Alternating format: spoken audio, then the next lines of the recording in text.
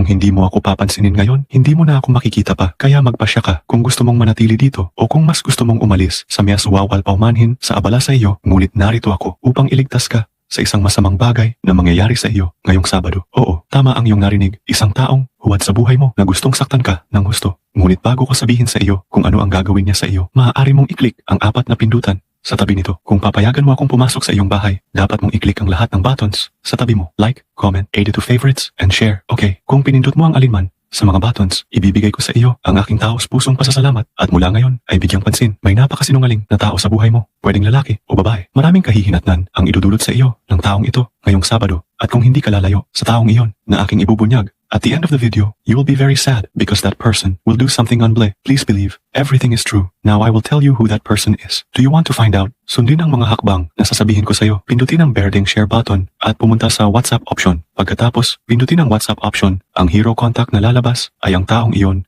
na sasaktan ka ng husto ngayong Sabado. Mangyaring maniwala at magkaroon ng isang pagpapala araw.